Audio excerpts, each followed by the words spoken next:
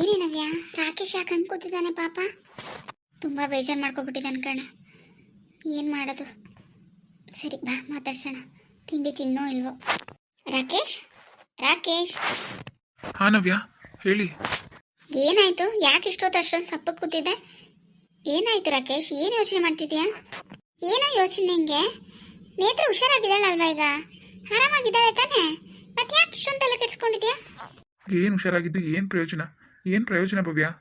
ಅವಳು ನನ್ನ ಹತ್ರ ಇಲ್ವಲ್ಲ, ನನ್ನಿಂದ ದೂರ ಆಗ್ಬಿಟ್ಟಿದ್ದಾಳೆ. ಏನೋ ದೂರ ಆಗಿದ್ದಾಳೆ? ಅವ್ರ ಅಮ್ಮನ ಮನೆಗೆ ಹೋಗಿದ್ದಾಳೆ. ನಿಂಗೆ ಗೊತ್ತಿಲ್ಲ ನವ್ಯ, ನೀನೇ ನೋಡ್ದಲ್ಲ ಹಾಸ್ಪಿಟ್ಲಲ್ಲಿ ನಾನು ಅವಳನ್ನ ಎಷ್ಟು ಮಾತಾಡ್ಸೋಕೆ ಟ್ರೈ ಮಾಡಿದ್ರು, ಯಾವ ಥರ ಮಾತಾಡಿದ್ಲು ಅಂತ. ಅವ್ಳು ನನ್ನ ಮೇಲೆ ಯಾವ ಪ್ರೀತಿನೂ ಉಳ್ಕೊಂಡಿಲ್ಲ.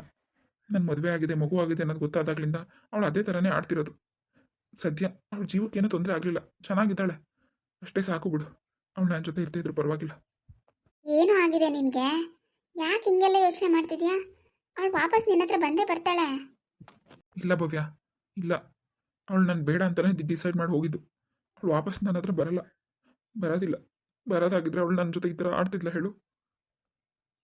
ಅದು ಸರಿ, ನೀನು ಆ ಮಗು ವಿಷಯನ ಯಾಕೆ ಹೇಳ್ದೆ ಈಗ?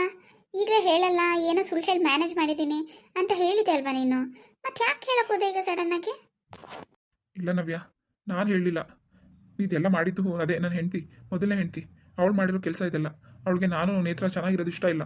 ಅವಳು ನಮ್ಮಿಬ್ಬರು ದೂರ ಮಾಡಬೇಕು ಅಂತಲೇ ಇಷ್ಟೆಲ್ಲ ಮಾಡಿದ್ದಾಳೆ. ಮೊನ್ನೆ ಮಾರ್ಕೆಟ್ಗೆ ತರಕಾರಿ ತರೋಣ ಅಂತ ಹೋಗಿದ್ವಿ. ತರಕಾರಿ ತೊಗೊಳಕ್ಕೆ ಅಂತ ಹೋದಾಗ ನಾನು ಕಾರಲ್ಲೇ ಇದ್ದೆ. ನೇತ್ರ ಹೋಗಿ ತೊಗೊಬರ್ತೀನಿ ಅಂತ ಹೋದ್ಲು. ಅಲ್ಲಿ ಸಿಕ್ಕಿ ಎಲ್ಲ ವಿಷಯನ ಹೇಳ್ಬಿಟ್ಟಿದ್ದಾಳೆ ಅವಳು. ಅದಾದ್ಮೇಲೆ ಇವಳು ಮನೆಗೆ ಬಂದು ನಾನು ಪ್ರಶ್ನೆ ಮಾಡಿದ್ಲು. ಏನು ಹೇಳಬೇಕು ಅಂತ ಗೊತ್ತಾಗಲಿಲ್ಲ. ನಿಜ ಹೇಳ್ಬಿಟ್ಟೆ. ಹೌದಾ?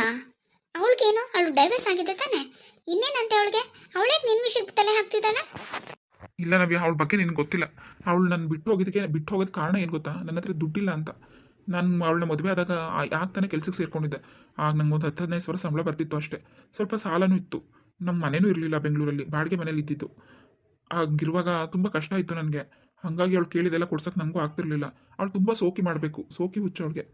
ಬೇಕಾದ್ದು ತೊಗೋಬೇಕು, ಸಿಕ್ಕಿದ ಬಟ್ಟೆ, ಬ್ರ್ಯಾಂಡೆಡ್ ಬಟ್ಟೆ ಹಾಕೋಬೇಕು, ಸಣ್ಣ ಚಿಕ್ಕದ ಬಟ್ಟೆ ಹಾಕೊಂಡು ತಿರುಗಬೇಕು, ಅಲ್ಲಿ ಇಲ್ಲಿ ಸುತ್ತಬೇಕು, ಶಾಪಿಂಗ್ ಮಾಡಬೇಕು, ಅಷ್ಟೇ ಅವಳ ಜೀವನ.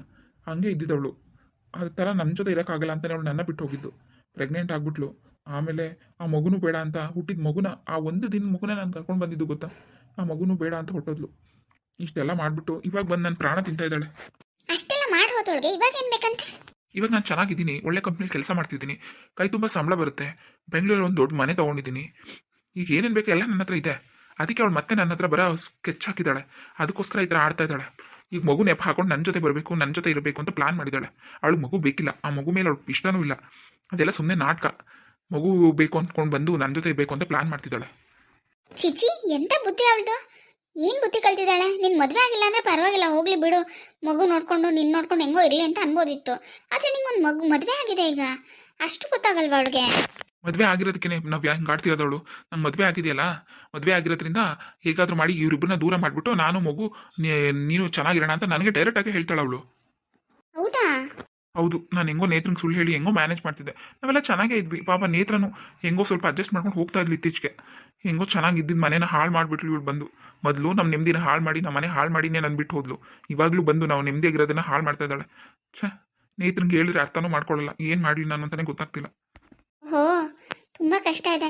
ಇದನ್ನೆಲ್ಲ ನೇತ್ರಂಗೆ ಅರ್ಥ ಮಾಡಿಸಿದ್ರೆ ಸರಿ ಹೋಗುತ್ತೆ. ಹೇಗೆ ಅರ್ಥ ಮಾಡಿಸೋದು ಹೇಳು?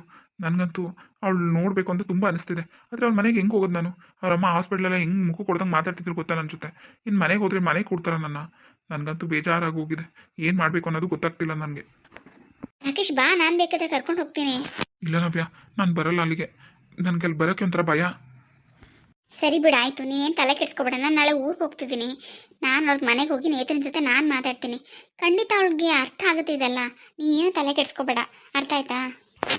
ಅಶ್ವಿನಿ ಏನಾದರೂ ಮಾಡಬೇಕು ನೀನು ರಾಕೇಶ್. ಅವಳು ನಿನ್ನಿಂದ ದೂರ ಇರೋ ಥರ ಏನಾದರೂ ಮಾಡು. ಏನು ಮಾಡೋದು ನಂಗೆ ಗೊತ್ತಾಗ್ತಿಲ್ಲ ಭವ್ಯ. ನನಗಂತೂ ನೇತ್ರದಿಂದ ದೊಡ್ಡ ಚಿಂತೆ ಆಗ್ಬಿಟ್ಟಿದೆ. ನೀನೇನು ತಲೆ ಕೆಡ್ಸ್ಕೊಬೇಡ ಅಂತ ಹೇಳ್ತಿದ್ದೀನಲ್ಲ.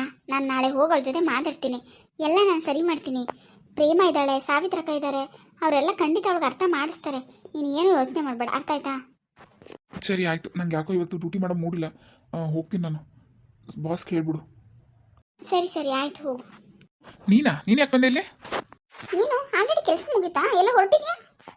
ನೋಡು, ನಾನು ಎಲ್ಲಾದ್ರೂ ಹೋಗ್ತೀನಿ. ನಿನ್ಗೆ ಯಾಕೆ? ನೀನು ಯಾಕೆ ಬಂದೆ ಆಫೀಸ್ ಹತ್ರ ಅಂತ ಕೇಳ್ತಿರೋದು? ಅದಕ್ಕೆ ಉತ್ತರ ಕೊಡು. ಯಾಕೆ ಕಿರ್ಚಾಡ್ತೀಯ ರಾಕೇಶ್? ಸಮಾಧಾನ ಮಾಡ್ಕೋ. ಈ ಥರ ಆಡೋದು ಬಿಡು ಫಸ್ಟು. ನೋಡು, ಈಗ ನಿನ್ನ ಜೊತೆ ಯಾರೂ ಇಲ್ಲ, ನೀನು ಒಬ್ಬಂಟಿ, ಅರ್ಥ ಮಾಡ್ಕೋ. ನಿನಗೆ ಸಂಗಾತಿಯಾಗಿ ನಾನಿರಬೇಕು, ನಾನೇ ಸರಿ ನಿನಗೆ ಜೋಡಿ. ನಾನು ಒಬ್ಬಂಟಿನ? ಯಾರು ಹೇಳಿದ್ರು ನಿಂಗಂತ? ನನಗೆ ಮದುವೆ ಆಗಿದೆ. ನಿಂಗೆ ಮದುವೆ ಆಗಿದೆ ಅಂತಲೂ ಗೊತ್ತು, ನಿನ್ನ ಹೆಂಡತಿಗೆ ಆಕ್ಸಿಡೆಂಟ್ ಆಗಿದೆ ಅಂತಲೂ ಗೊತ್ತು, ಅವಳು ಅವ್ರ ಅಪ್ಪನ ಮನೆಗೆ ಹೋಗಿದ್ದಾಳೆ ಅಂತಲೂ ಗೊತ್ತು, ನಿನ್ನ ಜೊತೆ ಅವಳು ಮಾತಾಡ್ತಿಲ್ಲ ಅನ್ನೋದು ನನಗೆ ಗೊತ್ತು. ಎಲ್ಲ ತಿಳ್ಕೊಂಡೇ ಬಂದಿರೋದು ರಾಕೇಶ್, ಸುಮ್ಮನೆ ಬಂದಿಲ್ಲ. ನೋಡು, ಅವಳು ಸರಿ ಇಲ್ಲ, ಅವಳು ಮತ್ತೆ ನಿನ್ನ ಜೀವನದಲ್ಲಿ ಬರೋದಿಲ್ಲ, ಅದು ನನಗೆ ಚೆನ್ನಾಗಿ ಗೊತ್ತು. ಅವಳು ಬರೋಕ್ಕೂ ನಾನು ಬಿಡೋದಿಲ್ಲ. ಇನ್ಮೇಲೆ ನಾನು, ನೀನು, ಪಾಪು, ಅತ್ತೆ, ಮಾವ ಎಲ್ಲ ಒಟ್ಟಿಗೆ ಇರ್ಬೋದು. ಅದ್ರ ಬಗ್ಗೆ ಮಾತ್ರ ಯೋಚನೆ ಮಾಡು, ಅರ್ಥ ಆಯ್ತಾ? ನೋಡು, ಬಾಯ್ ಮುಚ್ಕೊಂಡು ಹೋದ್ರೆ ಸರಿ, ಆಮೇಲೆ ನಾನು ಸರಿ ಇರೋದಿಲ್ಲ. ಯಾರು ನನ್ನ ಒಳಗಡೆ ಬಿಟ್ಟಿದ್ದು? ರಾಕೇಶ್, ಏನಾಯ್ತು? ಯಾಕೆ ಹಿಂಗೆ ಕಿರ್ಚಾಡ್ತಿದ್ಯಾ? ನಾವ್ಯಾ ನೋಡಿ, ಇಲ್ಲಿ ಸೆಕ್ಯೂರಿಟಿ ಕೇಳು, ಇದು ಸುಮ್ಮನೆ ಯಾರನ್ನ ಆಫೀಸ್ ಒಳಗಡೆ ಎಲ್ಲ ಬಿಡಬೇಡ ಅಂತ. ನಮ್ಮ ತಲೆ ತಿನ್ನಕ್ಕೆ ಬಂದ್ಬಿಡ್ತಾವೆ ಇಲ್ಲಿ. ಯಾರು ನೀವು ಮೇಡಮ್? ಏನು ಬೇಕಿತ್ತು? ನಾನು ರಾಕೇಶ್ ಅವ್ರ ಫ್ರೆಂಡು, ಹೇಳಿದ್ನಲ್ಲ ಅವತ್ತು, ನೀವೇ ನೋಡ್ತೀರಿ ಅಲ್ವಾ? ಫ್ರೆಂಡ್ ಅಂದರೆ ಹೊರಗಡೆ ಇಟ್ಕೋಬೇಕು, ಇದು ಆಫೀಸು. ಆಫೀಸ್ ಒಳಗಡೆ ಈ ಥರ ದನ ನುಗ್ಗೋ ಥರ ನುಗ್ಬಿಟ್ಟು ಕಿರ್ಚಾಡೋದಲ್ಲ, ಅರ್ಥ ಆಯ್ತಾ? ಒಬ್ರು ನೆಮ್ಮದಿಯಾಗಿರಕ್ಕೆ ಬಿಡಬೇಕು. ಏನು ನಿಮ್ಮದು ಅತಿ ಆಗ್ಬಿಟ್ಟಿದೆಯಲ್ಲ? ಏಯ್, ಯಾರು ನೀನು? ನೀನೇನು ನನ್ನ ಜೊತೆ ಹೀಗೆ ಮಾತಾಡ್ತಿದ್ಯಾ? ಯಾಕೆ? ಇನ್ಯಾವ ಥರ ಮಾತಾಡಬೇಕು? ನಿನ್ನ ಜೊತೆ ಇನ್ಯಾವ ಥರ ಮಾತಾಡ್ಬೇಕು ಹೇಳು? ನೀನು ಏನು, ನಿನ್ನ ಬುದ್ಧಿ ಏನು ಅಂತ ನಂಗೆ ಚೆನ್ನಾಗಿ ಗೊತ್ತು, ಅದಕ್ಕೆ ಮಾತಾಡ್ತಿದ್ದೀನಿ. ನೋಡು, ಮರ್ಯಾದೆಯಿಂದ ಹೋಗೋ ಆಫೀಸಿಂದ, ಇಲ್ಲಾಂದರೆ ಸೆಕ್ಯೂರಿಟಿ ಕರೆದು ಕತ್ತಿಡಿದು ಆಚೆ ತಳ್ಳಬೇಕಾಗತ್ತೆ. ಏ ರಾಕೇಶ್, ಏನು ಆಫೀಸರ್ಗೆಲ್ಲ ನನ್ನ ವಿಷಯ ಹೇಳ್ಕೊಂಡು ಅವ್ರ ಇವ್ರ ಹತ್ರ ಎಲ್ಲ ನನಗೆ ಬಯಸ್ತಾ ಇದೆಯಾ? ಬಯಸೋದಲ್ಲ, ನೀನು ಇಲ್ಲೇ ನಿಂತಿದ್ರೆ ಹೇಳಿದ್ಲಲ್ಲ ನವ್ಯ, ಸೆಕ್ಯೂರಿಟಿ ಕರೆದು ಕತ್ತಿಡಿದು ಆಚೆ ತಳ್ಳಬೇಕಾಗುತ್ತೆ. ಹೋಗು ಇಲ್ಲಿಂದ. ಹೋಗ್ತೀನಿ ಕಣೋ, ಹೋಗ್ತೀನಿ. ಆದರೆ ಒಂದಂತೂ ತಿಳ್ಕೊ, ಮತ್ತೆ ನೇತ್ರ ನಿನ್ನ ಜೀವನದಲ್ಲಿ ಬರೋಕ್ಕೆ ನಾನು ಬಿಡೋದಿಲ್ಲ. ಬಿಡೋದಿಲ್ಲ ಅಂದರೆ ಬಿಡೋದಿಲ್ಲ. ನಿನ್ಗೆ ಯಾರು ಗತಿ ಇಲ್ಲದೆ ನನ್ನ ಹತ್ರನೇ ಬರಬೇಕು, ಹಾಗೆ ಮಾಡ್ತೀನಿ, ನೋಡ್ತಾರು. ಏಯ್, ಹೋಗಮ್ಮ ಫಸ್ಟ್ ಇಲ್ಲಿಂದ, ನೋಡುವೆ ಆಮೇಲೆ. ಥ್ಯಾಂಕ್ಸ್ ನವ್ಯ. ನೀನು ಎಲ್ಲ ಹೋಗ್ತೀನಿ ಅನ್ನಲ್ಲ ರಾಕೇಶ್, ಹೋಗ್ಲಿಲ್ವಾ? ಅದೇ ಹೊರಡೋಣ ಅಂತ ಹೋಗ್ತಿದ್ದೆ, ಅಷ್ಟರಲ್ಲಿ ಇವಳು ಬಂದ್ಬಿಟ್ಲು. ಮೊದಲೇ ನಂಗೆ ನೆಮ್ಮದಿ ಇರಲಿಲ್ಲ, ತಲೆ ಕೆಟ್ಟೋದಂಗೆ ಆಗಿತ್ತು, ಇನ್ನೂ ತಲೆ ಕೆಟ್ಟೋಯ್ತು. ನಾನು ನೆಮ್ಮದಿ ಹಾಳು ಮಾಡೋಕ್ಕೆ ಅಂತಲೇ ಹುಟ್ಬಿಟ್ಟಿದ್ದಾಳೆ ಇವಳು. ಏನು ಮಾಡೋದು ಅಂತಲೇ ಗೊತ್ತಾಗ್ತಿಲ್ಲ ನವ್ಯ ನನಗೆ. ಇವಳಿಗೆಲ್ಲ ನೇತ್ರನೇ ಸರಿ. ಆ ನೇತ್ರನಿಂದನೇ ಇವಳು ಬುದ್ಧಿ ಕಲ್ಸೋಕ್ಕಾಗೋದು. ನೀನೇನು ತಲೆ ಕೆಡಿಸ್ಕೋಬೇಡ. ನೇತ್ರ ನಿನ್ನ ಜೀವನದಲ್ಲಿ ಮತ್ತೆ ಬರ್ತಾಳೆ, ಇವಳನ್ನ ಅವಳೇ ಹದ ಆಗ್ತಾಳೆ. ತಲೆ ಕೆಡಿಸ್ಕೋಬೇಡ, ಅರ್ಥ ಆಯ್ತಾ? ಅದೇನೋ ಗೊತ್ತಿಲ್ಲ ನವ್ಯ, ನನಗಂತೂ ಏನು ಮಾಡಬೇಕು ಅಂತಲೇ ಗೊತ್ತಾಗ್ತಿಲ್ಲ. ನಾನು ಹೋಗ್ತೀನಿ, ಒಂದೆರಡು ದಿವಸ ಬರಲ್ಲ ನಾನು ಆಫೀಸ್ಗೆ. ಹೇಳ್ಬಿಡು ಬಾಸ್ಗೆ ನಂಗೆ ಹುಷಾರಿಲ್ಲ ಅಂತ. ಬಾಯ್. ಪಾಪ ಇವನು ಯಾಕೆ ಹಿಂಗೆಲ್ಲ ಸೇರ್ಕೊಂಡು ಇವ್ನು ಹೊಟ್ಟೆ ಉರಿಸ್ತಾ ಇದ್ದಾರೆ? ಏನು ಮಾಡೋದು ಅಂತಲೇ ಗೊತ್ತಾಗ್ತಿಲ್ಲ. ಆ ನೇತ್ರಗಂತೂ ಬುದ್ಧಿನೇ ಇಲ್ಲ. ಹಾಯ್ ಫ್ರೆಂಡ್ಸ್, ಎಲ್ಲರೂ ಹೇಗಿದ್ದೀರಾ? ಎಲ್ಲರೂ ಚೆನ್ನಾಗಿದ್ದೀರಾ ಅನ್ಕೋತೀನಿ. ನಾನು ವೀಡಿಯೋಸ್ ಎಲ್ಲ ನೋಡ್ತಾ ಇದ್ದೀರಾ, ಸಪೋರ್ಟ್ ಮಾಡ್ತಾ ಇದ್ದೀರಾ, ತುಂಬ ಥ್ಯಾಂಕ್ಸ್. ದಯವಿಟ್ಟು ಇದೇ ಥರ ನೋಡಿ ಸಪೋರ್ಟ್ ಮಾಡಿ. ವಿಡಿಯೋ ಇಷ್ಟ ಆದರೆ ಲೈಕ್ ಮಾಡಿ, ಕಮೆಂಟ್ ಮಾಡಿ, ಸಬ್ಸ್ಕ್ರೈಬ್ ಮಾಡಿ. ಯಾರು ಸಬ್ಸ್ಕ್ರೈಬ್ ಮಾಡದೆ ವಿಡಿಯೋ ನೋಡ್ತಾ ಇದ್ದೀರಾ, ದಯವಿಟ್ಟು ಸಬ್ಸ್ಕ್ರೈಬ್ ಮಾಡ್ಕೊಂಡು ನೋಡಿ. Thank you.